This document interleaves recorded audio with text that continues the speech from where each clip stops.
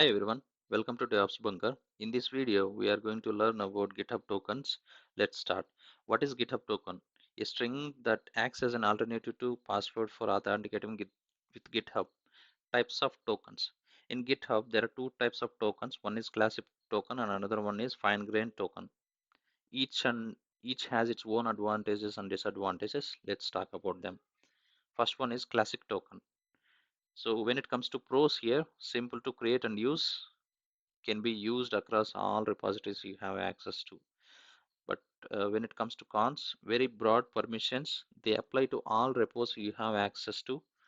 Impact is more if token is compromised. No per repository or per action restriction. Being deprecated in favor of fine-grained tokens. Yes, GitHub encouraging the migration to fine-grained tokens. Coming to next one. Next one is fine-grained token. Pros, repository specific access. Yes, you can choose exactly which repo the token can access. Here, action specific scopes like read only on issues, write access to pull request. And also fine-grained tokens offer highly customizable permissions, allowing precise control over resources to minimize impact even if the token is compromised. The cons. Currently does not support all use cases like GitHub CLI. Certain GitHub apps might still need classic. Yes, GitHub is working on this one. In coming days, probably we will completely going to use this fine-grained token. So these are two tokens. Now we understand what are GitHub tokens theoretically. Let's understand practically how to create them. So we'll go to GitHub and click on profile and come to settings. Then yeah, scroll to bottom. Here developer settings will be there. Click on it. Here click on personal access token. You see there are two types of tokens here. Let's try to create classic token as first one. So here again you have to select classic token. So here you can give name as you like. So I'm giving you. So here you have to set some expiration also. But I won't recommend to set no expiration because that may have potential issues. So you have to select custom like 1 year or 90 days. I'm just going for 7 days as this is for testing only. So clicking on this repo will grant access entire repository that you have access. Here workflows also there. If you grant access to this token for workflows, then this token can edit the workflows and the packages also. You can push and pull. You can push and pull this if you select on this one.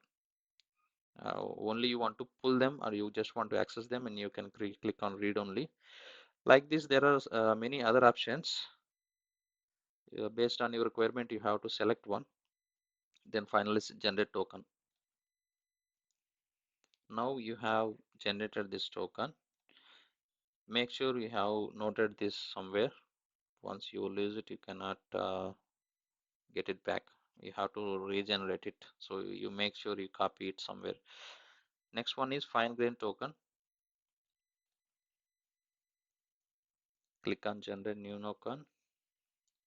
Here give token name.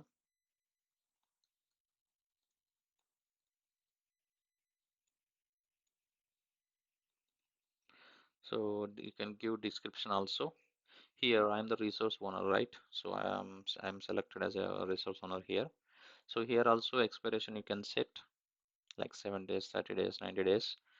And here if you observe here, we have option here to select here.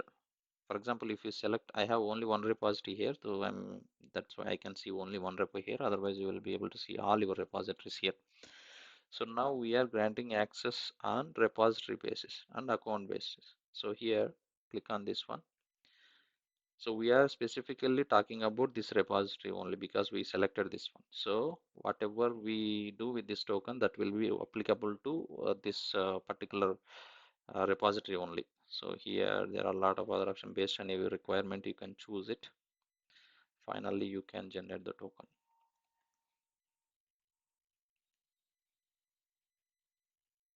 Click on generate token. So this is also generated. Yeah, that's it guys. Thank you for watching. Please subscribe. See you in the next video.